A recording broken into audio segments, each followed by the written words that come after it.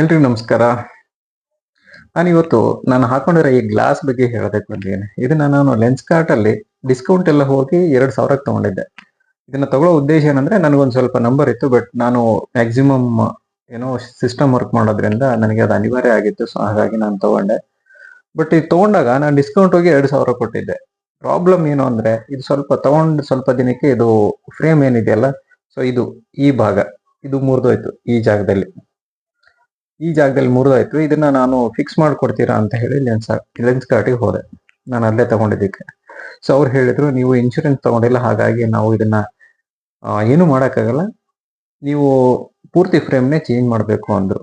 ನಾನಂದೆ, ಈಗ ಆಲ್ರೆಡಿ ಇದು ಒಂದು 15 ದಿನದ ಒಳಗಡೆನೆ ಮುರಿದೋಗಿರೋದ್ರಿಂದ ಅದ್ರ ಮೇಲೆ ನನಗೆ ನಂಬಿಕೆ ಇಲ್ಲ, ನನಗೆ ಬೇರೆ ಫ್ರೇಮ್ ಹಾಕೊಡ್ತೀರಾ ಇದೇ ಲೆನ್ಸಿಗೆ ಅಂತ ಕೇಳಿದೆ. ಸೊ ನೋಡಿ, ಇದೇ ಫ್ರೇಮ್ ಹಾಕೋದಕ್ಕೆ ಲೆನ್ಸ್ ಬಿಟ್ಟೆ 2,000 ಕೇಳಿದ್ರಿ ಈ ಸರ್ತಿ. ಲಾಸ್ಟ್ ಟೈಮ್ ವಿತ್ ಗ್ಲಾಸ್ ನಾನು 2,000ಕ್ಕೆ ತಗೊಂಡಿದ್ದೆ. ಸೊ ಹಾಗಾಗಿ ನಾನಂದೆ, ಇದ್ರ ಮೇಲೆ ನಂಬಿಕೆ ಎಲ್ಲ, ಸರಿ ಚೇಂಜ್ ಮಾಡ್ತೀನಿ, ಬೇರೆ ಫ್ರೇಮ್ ಹಾಕೊಡಿ ಅಂತ. ಅವ್ರು ಹೇಳಿದ್ರು, ಇಲ್ಲ ನಮ್ಮ ಹತ್ರ ಕಸ್ಟಮೈಸೇಷನ್ ಅವೈಲೇಬಲ್ ಇಲ್ಲ, ನಾವು ಕಸ್ಟಮೈಸೇಷನ್ ಮಾಡೋದಿಲ್ಲ ಅಂತ.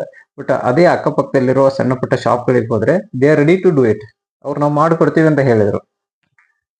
ನಾನೇನಪ್ಪ ಇವರು ಇಷ್ಟೊಂದು, ಬೆಂಗಳೂರಲ್ಲಿ ಒಂದು 40-50 ಶಾಪ್ಗಳಿರ್ಬೋದು, ಇಂಡಿಯಾದಲ್ಲಿ ಮೋಸ್ಟ್ಲಿ ಸಾವಿರಾರು ಇರ್ಬೋದು, ಈ ತರ ಒಂದು ದೊಡ್ಡ ಗ್ರೂಪ್ ಒಂದು ಕಸ್ಟಮೈಸ್ ಮಾಡ್ಕೊಡೋದಿಲ್ವಾ ಅನ್ನೋದು ಒಂದು ನನಗೆ ಅದು ಅಂತ ನನಗೆ ಸರಿ ಅನ್ನಿಸ್ಲಿಲ್ಲ.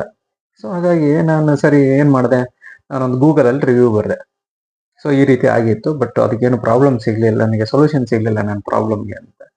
ಸೊ ಲೆನ್ಸ್ ಕಾರ್ಟ್ ಅವರು ರೆಸ್ಪಾಂಡ್ ಮಾಡಿದ್ರು, ನೀವು ನಮಗೆ ಇಮೇಲ್ ಮಾಡಿ, ನಾನು ನಿಮ್ಮ ಪ್ರಾಬ್ಲಮ್ನ ಸಾಲ್ವ್ ಮಾಡಕ್ಕೆ ಟ್ರೈ ಮಾಡ್ತೀವಿ ಅಂತ ಹೇಳಿ. ನಾನು ಮಾಡಿದೆ, but almost more than A month ಅವ್ರು ಯಾರು ರೆಸ್ಪಾಂಡು ಮಾಡಲಿಲ್ಲ. ಮೋಸ್ಟ್ಲಿ ಅದು ಜನರ ಕಣ್ಣುರಿಸುವ ತಂತ್ರ ಅಷ್ಟೇ.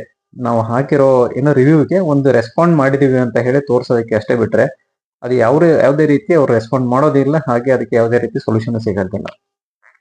ನನಗೆ ಅವರು ಇದಕ್ಕೆ ಮತ್ತೆ 2,000 ಕೊಡು ಅಂದಾಗ ಫ್ರೇಮಿಗೆ ನಾನು ಏನ್ ಮಾಡಿದೆ, ಸರಿ ವಾಪಸ್ ಬಂದ್ಬಿಟ್ಟೆ ಮನೆಗೆ ಬಂದ್ಮೇಲೆ. ಸೊ ಮನೆಯಲ್ಲಿ ನಮ್ಮ ತಂದೆನೇ ಹೇಳಿದ್ರು, ಸೊ ಇದನ್ನ ನಾವೇ ಯಾಕೆ ಮಾಡಬಾರ್ದು ರಿಪೇರಿ ಅಂತ ಹೇಳಿ. ರಿಪೇರಿ ಯಾವ ರೀತಿ ಮಾಡಿದ್ವಿ ಅಂದ್ರೆ, ಇದು ಒಂಥರ ದೇಸಿ ಜುಗಾಡ್. ಸೊ ಇದು ನೋಡಿ, ಒಂದ್ ಸೈಡ್ ಅಲ್ಲಿ ನೀವು ಇದನ್ನ ಮಡಚ್ಬೋದು, ಬಟ್ ಇನ್ನೊಂದ್ ಸೈಡ್ ಅಲ್ಲಿ ಮಡಚಕ್ಕಾಗಲ್ಲ, ಯಾಕಂದ್ರೆ ನಮ್ ರಿಪೇರಿ ಮಾಡಿದ್ದು ಆ ರೀತಿ ಇತ್ತು. ಅವು ಏನ್ ಮಾಡಿದ್ವು ಅಂದ್ರೆ, ಅಗರಬತ್ತಿ ಕಡ್ಡಿ ಏನಿರತ್ತೆ ಅದನ್ನ ಇದ್ರೊಳಗಡೆ ಸೇರಿಸಿ ಅದಕ್ಕೆ ಜಸ್ಟ್ ಒಂದು ಫೆವಿಕ್ವಿಕ್ ಹಾಕಿದ್ವಿ. ಸೊ ಫೆವಿಕ್ವಿಕ್ ಹಾಕಿ ಅದನ್ನ ನೋಡಿ 10 ರೂಪಾಯಲ್ಲಿ ಅದನ್ನ ರೆಡಿ ಮಾಡಿದ್ವಿ. ಬಟ್ ಇದನ್ನ ಮಡ್ಚಕ್ ಆಗೋದಿಲ್ಲ ಅನ್ನೋದೊಂದು ಬಿಟ್ರೆ ನಾನು ತುಂಬಾ ಚೆನ್ನಾಗಿ ಯೂಸ್ ಮಾಡ್ಬೋದು, ಮತ್ತೆ ಯಾರಿಗೂ ಗೊತ್ತಾಗಲ್ಲ ನಾನು ಇದರಲ್ಲಿ ಅಗರಬತ್ತಿ ಕಡ್ಡಿ ಹಾಕಿ ಏನೋ ಫೆವಿಕಲ್ ಹಾಕಿದೀನಿ ಅಂತ ಹೇಳಿ. ಈ ದೇಸಿ ಜುಗಾಡ್ ಐಡಿಯಾ ನಿಮ್ಗೆ ಹೇಗೆ ಅನ್ನಿಸ್ತು? ಸೊ ದಯವಿಟ್ಟು ಕಾಮೆಂಟ್ ಮೂಲಕ ತಿಳಿಸಿ. ನಮಸ್ಕಾರ.